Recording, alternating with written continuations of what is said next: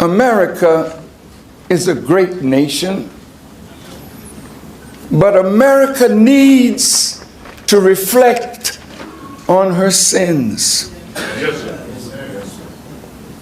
Who is bold enough, who is strong enough to say to America, you have been wrong for a long, long time? Louis Farrakhan, leader of the Nation of Islam, is no stranger to controversy. A prominent voice in America's social and political discourse, Farrakhan often speaks about the moral and spiritual reckoning he believes America faces. But what does it mean when he says America must reflect on her sins? Watch and pay attention, and I will share my thought later. America is a great nation, but America needs to reflect on her sins. Yes, sir. Who is bold enough, who is strong enough to say to America, you have been wrong for a long, long time? And it is time now for you to actually see yourself as God sees you, not like the silly woman that looked in the mirror and said, mirror, mirror on the wall, am I not the fairest of them all? No, you are not. So I am here from my teacher, not out of hate, but out of hope that maybe what I say to this 45th president of the United States of America might have an effect to get him off of the course that he is on. Yes, sir. Yes, sir. 40 years ago, I was awakened from a deep sleep after the so-called death of the Honorable Elijah Muhammad. His work destroyed. Yes. His name buried. His people back to the old habits that we had once forsaken. And after about 30 months, I decided I must make an effort to rebuild his work. Yes, sir. So in September of 1977, I decided to rebuild the work of Elijah Muhammad and reprove Yes, sir. to you who had rejected him and to a government that persecuted him that he had the best solution for the ever growing toxic relationship between black and white.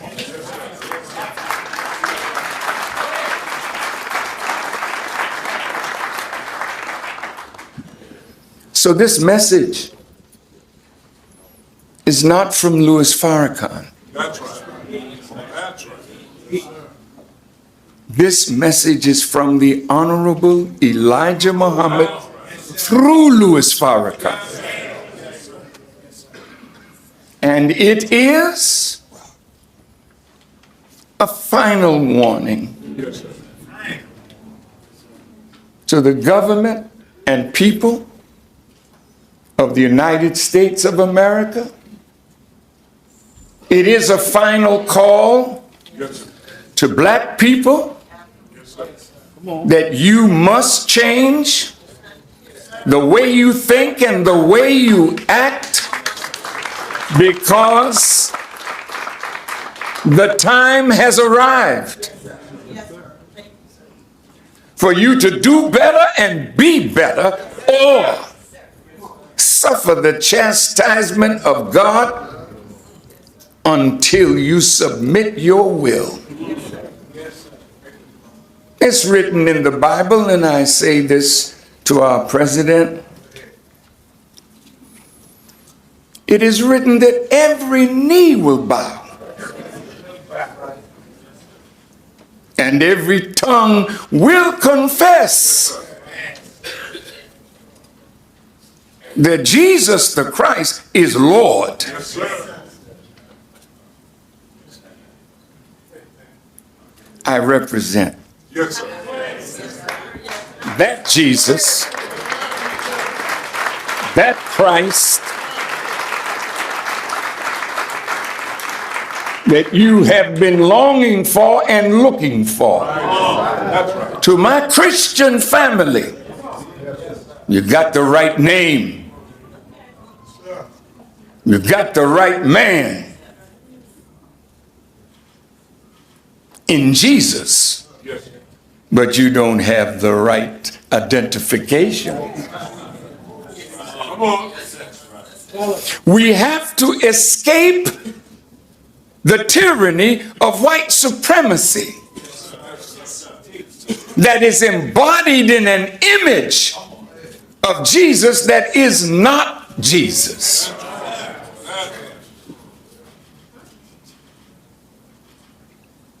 If Jesus were in fact a white man, we would have no problem bowing to his greatness and majesty, righteousness, because that's the way he's styled in the Bible as well as in the Quran. But the travesty is he was not a white man. You say, what difference does it make? It must have made a difference to you to take him out of his color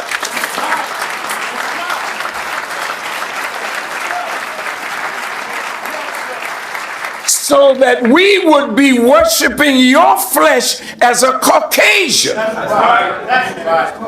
Never summoning the courage to check you in your wrong. Stand up against you in your evil.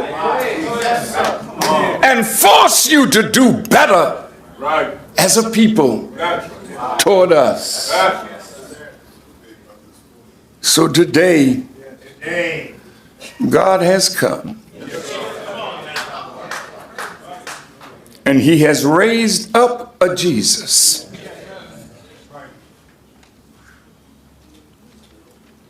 The Jesus that Jesus the prophet was a sign of. That's right. That's right.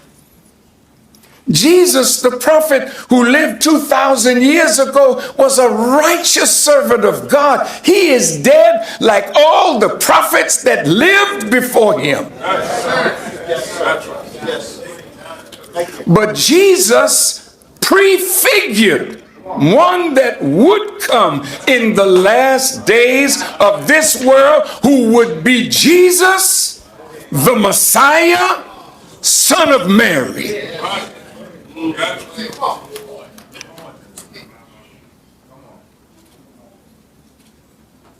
I know that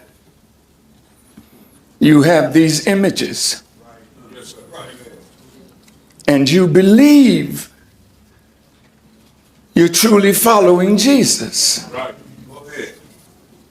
Jesus was not an unrighteous man.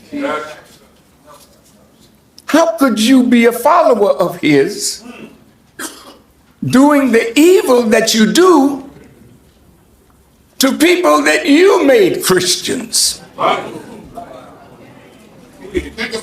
We didn't come here as Christians. We became Christians under your tutelage. You were careful not to let us read the full book, the full gospel. You wanted religion to make us a better tool of service. Jesus never knew anything about a cross. The symbol of the early Christians was a fish.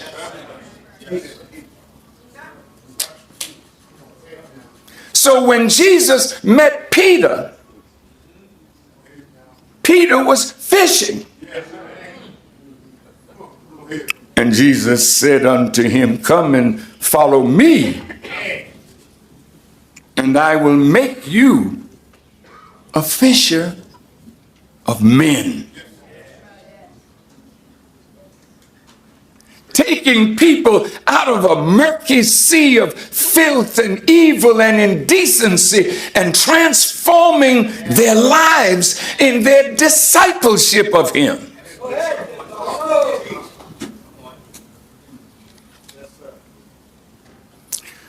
To the members of the Jewish community,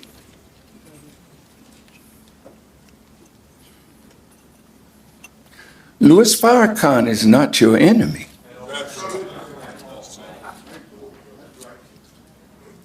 You act as though it is sin to critique you.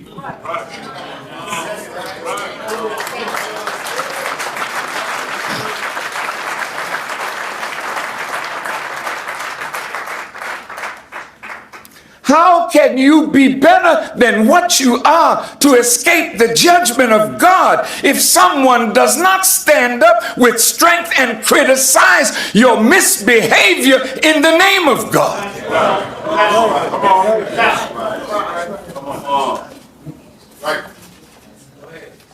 That's a great act of love. Every Jewish mother is honored and loved because a Jewish mother chastens her children with love and guides them to the greatness that they have manifested on this earth. So when you sing the song, My Yiddish Mama, you know how to honor your mother, fulfilling the command of God. Honor your mother and father that your days may be long. Well, as a member of the press, you may say, hey, I didn't come here to hear no preaching, Farrakhan. Well, this is just what I would call the prologue.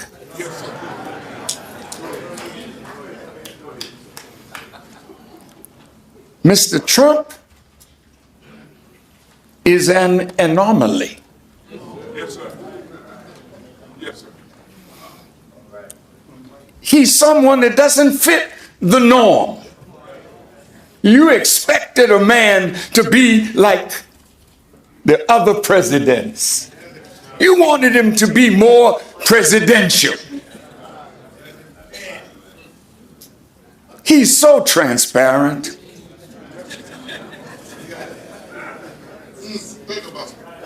You wanted him to put on a suit and act dignified, like the thieves and robbers that dress in suits and tell lies. You wanted him to be like that. He's telling lies, all right. And you're angry because he's your reflection.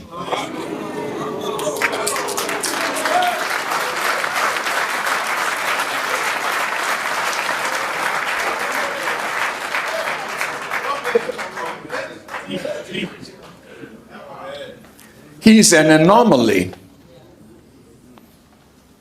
You can't make him what you desire him to be so that you can say, oh, that's my president.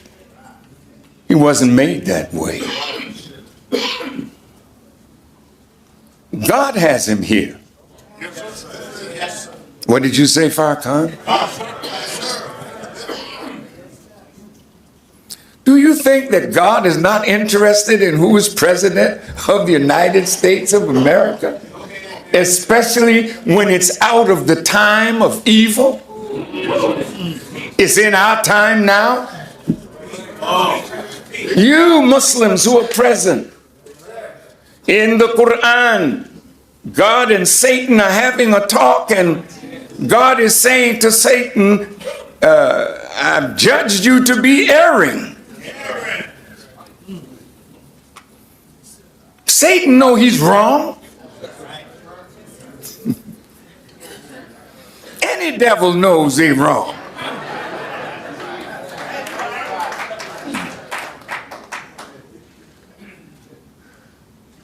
So God said to Satan, as Satan asked him, respite me, delay my doom. Because Satan was doomed from the day he was made.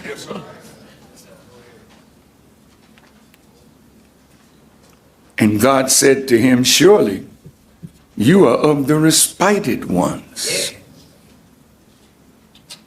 And Satan responded to God by saying, I'm going to come after them in your straight path. I'm going to come to them from their right, from their left, from before them and behind them. I'm going to make them all to deviate.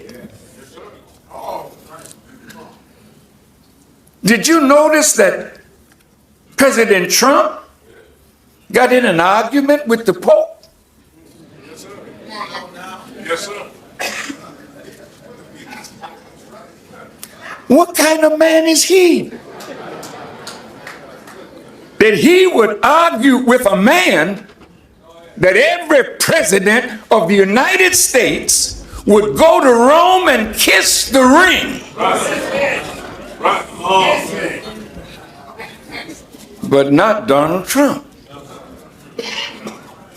Have you considered these things?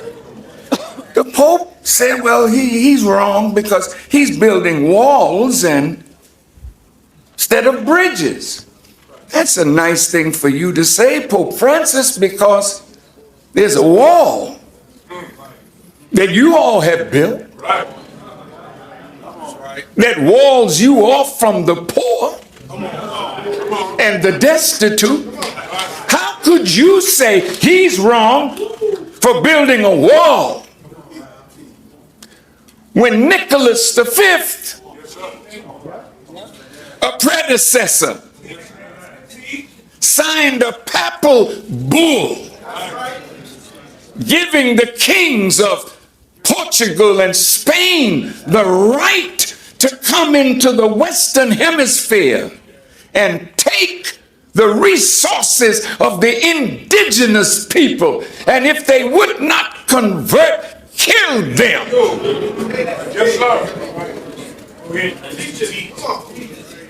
Then wall them off in a reservation. Wall us off under segregation. Wall our people off in South Africa under apartheid. You've been building walls, not bridges.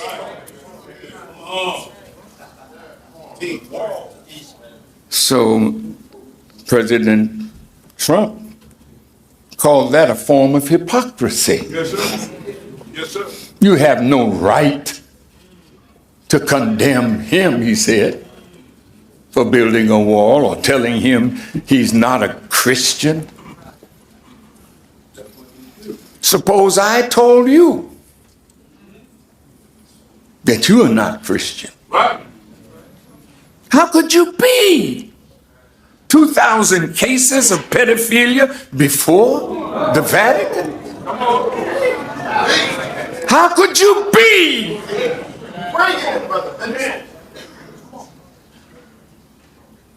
But we don't have the right to say to you, sit down. But Christ Yes, sir. Yes, sir. has that authority.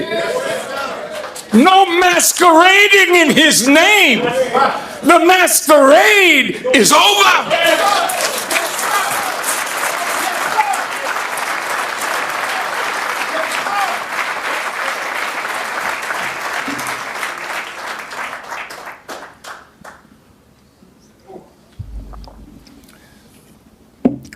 So when I decided to rebuild the work of the Honorable Elijah Muhammad, I went around in Chicago and asked for the blessings of black leaders and opinion makers and pastors. I got the blessings of John Johnson of Ebony and Jet. I got the blessing of Father George Clements and Father Flager. I got the blessing of Lou and Georgia Palmer. I got the blessing of black people who meant something to black people. Yes, sir. Yes, sir. Yes, sir.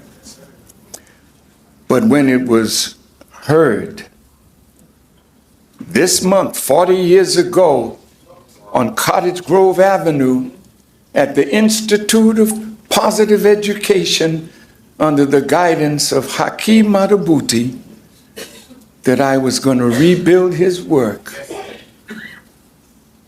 Some of my brothers who once followed Elijah Muhammad were talking about taking my life. So one of my friends, Ronaldo Glover, who is a lawyer and was the husband of Sonji, formerly known as Sonji Clay, the first wife of Muhammad Ali. I met in their home with Al Reynolds and Glover, and they were trying to help me get started. But Glover was a partner in a law firm downtown called Isham, Lincoln and Beale, under the former governor of the state of Illinois, Governor Ogilvie. Yes, sir.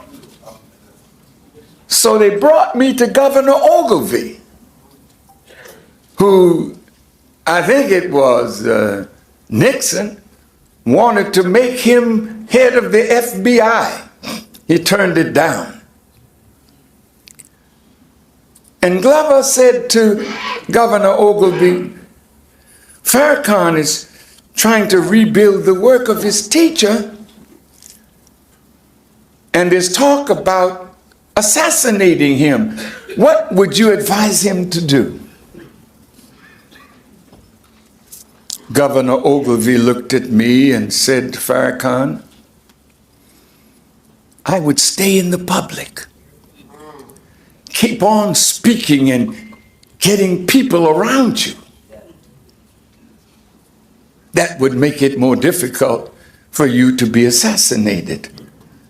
I thanked the governor and went home to my humble abode, my poor wife and family, and nervous about what their husband and father was trying to do.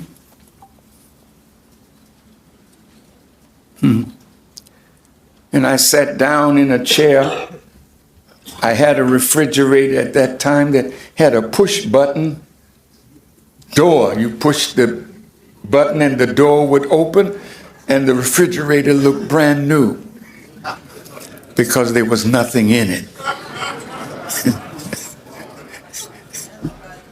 It's true. And so I started thinking on my teacher. And this is who I want to represent to President Trump today, because my teacher, a messenger of God and Messiah, was so wise that he could teach me in a crowd. And nobody would know what he's saying, but he's saying it to me, and I wouldn't know what he was saying. but the seed was planted. Let me give you an example. I was sitting with him one day, and he's carrying on a conversation with his laborers. And then he looks at me and said, "Brother, when a seed germinates in the earth, it sends a root down long before it sends a shoot up." And he went right on talking. So after I left Governor Ogilvy, I went home, and in the quiet of a room, his words came back to me. Go underground and work without being seen. And for 7 long years, I went underground. And I didn't surface until Reverend Jackson wanted to run to be president and asked me to come by his side. He said, "Farrakhan, you can't deny the people what you know. Speak."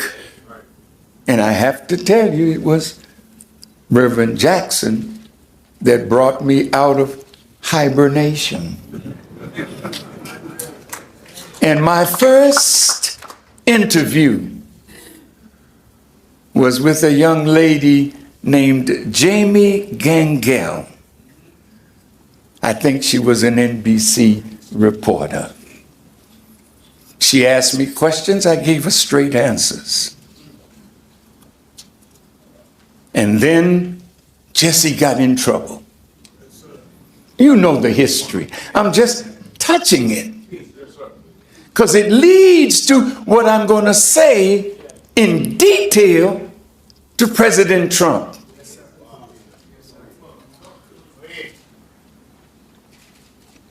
I never knew anything about relationships with the Jewish community. Nothing.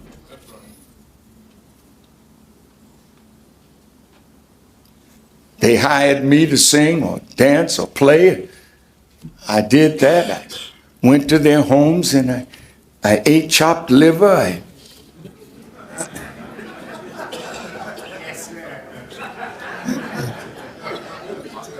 And I admire Jewish people to this day. Because without the Jewish people, civilization would not have advanced to where it is. Nobody can take that away from them. But there are righteous Jews, good Jews, Jews that want to practice the teachings of the prophets. But then there are others who don't wish to practice. And it is they that hated Reverend Jackson's desire to be president. He had shook hands with Arafat. Sin. I don't understand you people. That the president can go and meet with his enemies. But if we meet with one of your enemies, who's not our enemy, all of a sudden we are anti-Semitic.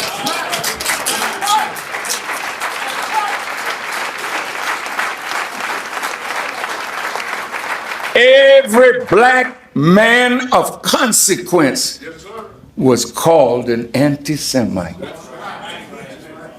Why do you use that?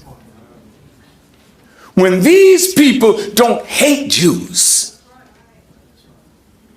but they may criticize some aspect of your behavior that disadvantages them.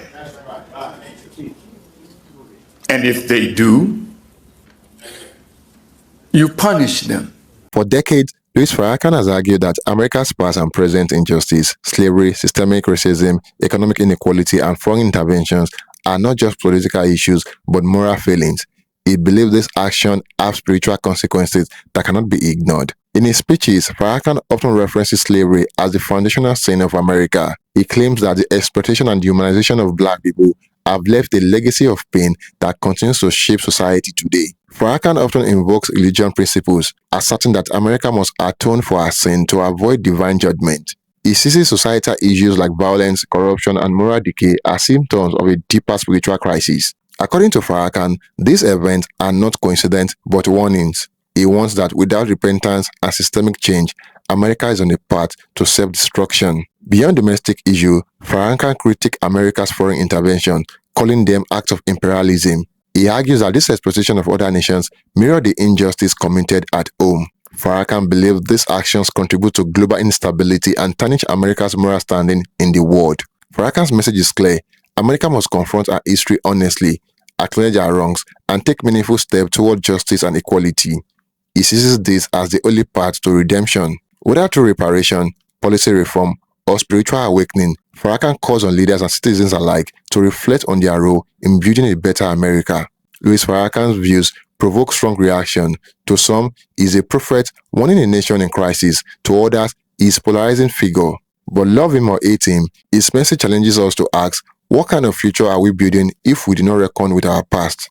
Thank you for watching. Bye for now.